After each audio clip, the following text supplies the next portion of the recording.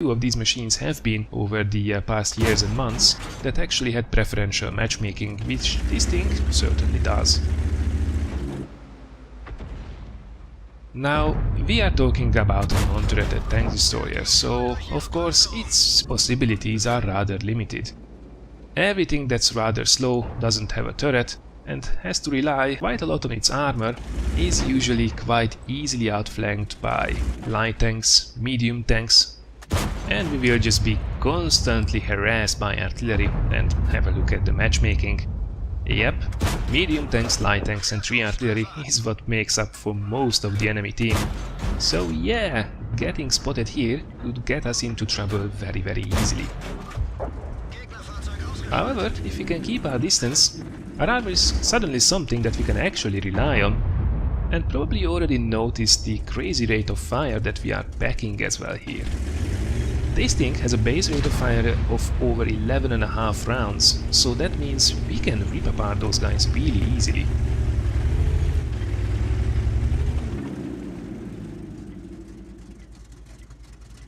The penetration is quite nice actually, 203mm on the standard AP rounds, and with a 240 alpha damage per shot. Combining this with the rate of fire, we are actually at a DPM of close to 2800 without any equipment or crew skills. So, not bad at all. Talking about not bad, now unfortunately all of our team went over to the other side, and our artillery is just refusing to move from this position, even though it's quite obvious that this flank will be overrun very soon.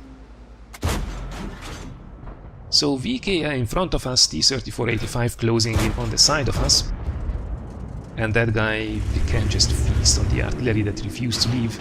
So yeah, this is rather tricky indeed. Now we have to be mentioning here the SP1C, who was up there on the front but did pull back here, as he did see the flank collapsing around him, which is a really smart move, so he's still being able to provide vision, but at the same time can actually look after its health as well. Special mention to that guy, actually named Vlad Nabiac, or Vlad the Impaler, because that guy is actually the one who convinced our friend in the JAGDTIGER 88 to upload the replay, and it was the SP1C, who will also play a crucial role in this game, who sent in the replay so all of us can enjoy it. Special thanks, man, really appreciate it. So far it seems we could actually defend the early rush on this side of the map. However, despite most of the team going on the other side, they don't seem to do that well. We are down by 2 tanks, well, make that 3 actually. The hill is almost lost. I think there are probably 2 tanks in the cap, but it's not looking great. Alright, Tiger 1 and SPNC moving up, and then we spot a very unfortunate super Pershing. Now that guy was on full health just a second ago. Look how quickly he melts. He is now tracked, and 203mm means that with the sights we are able to take him apart in seconds. Very important kill there. It seems that mostly this side of the map should be now secure, so now it's time to actually pull up on this ridgeline and take care of those heavy tanks that managed to break through on the hill. Alright, so what do we have here? IS-3 and the T-29, neither of which should be a lot of trouble really for this gun. By the way, I don't know if you did notice, but we didn't bring any APCR into this battle. Lucky for us, with the preferential matchmaking and the quite solid penetration, we can make this thing work. Have a look at that. Front of the IS-3, no problem.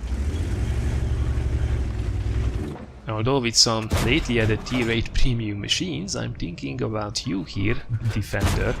Some APCR rounds these days would be highly advised.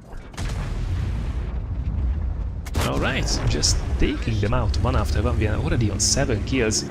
However, our work is still not done. We are done by 4 tanks at this rate. Basically it's us and the SP1C still supervising the mid-reach. As he should. Let's not get outflanked, that would be quite disastrous. Now everybody's shooting us here, and I'm quite surprised that we have not been bombarded by artillery just yet. That thing is the bane of this machine. Luckily, given the distance, our armor is actually holding up really nicely here. I've already bounced 690 damage, and there will be a lot more to come of that. Leo gets spotted in the open. It's pretty much a death sentence if you do that in front of a JAGDTIGER 88.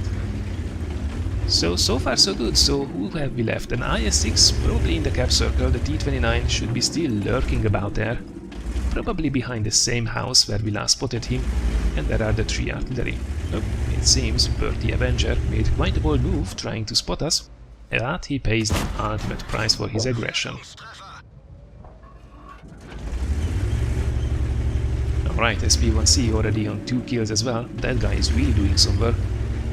However, I think the enemy team suddenly realized that probably they should try to win this, so I don't think they will be making any aggressive moves as of now.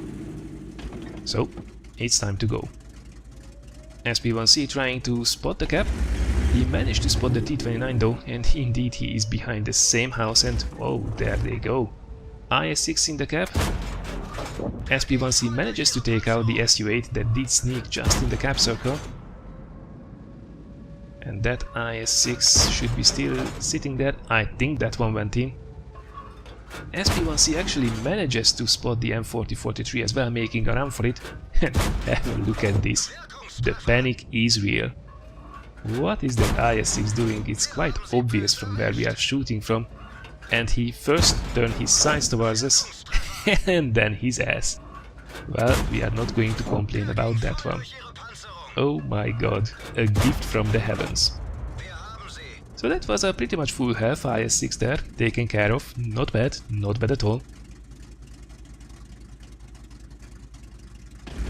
So now it's down to the T-29 and the M4043. And then disaster strikes.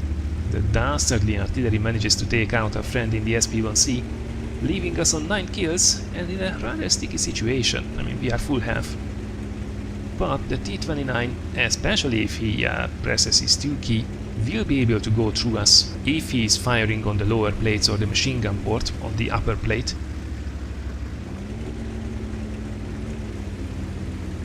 He has to avoid the superstructure, which is super tough, but that's a mostly full health T-29, and while we are getting bogged down with him, we can be slammed down by that artillery.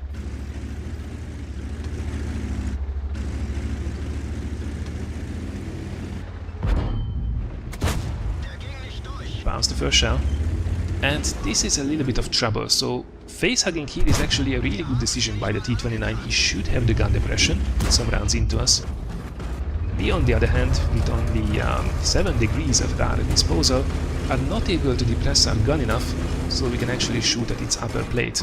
Unless, of course, the T-29 pushes us down into the dip, in which case he actually just makes us a huge favor.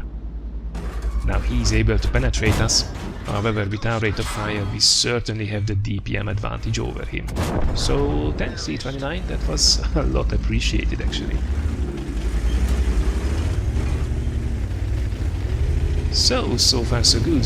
However, we are in a rather slow non-turreted tank destroyer. So, how will we solve this one?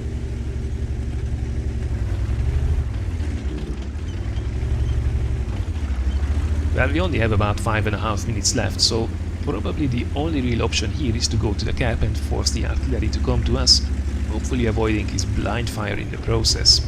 So that's exactly what we are going to do. Now, question is, will the artillery stay in the same spot and try to blind fire the cap, or will he try to come and reset, probably try to shotgun us in a single shot, which he actually could manage to do if he catches our sights or rear.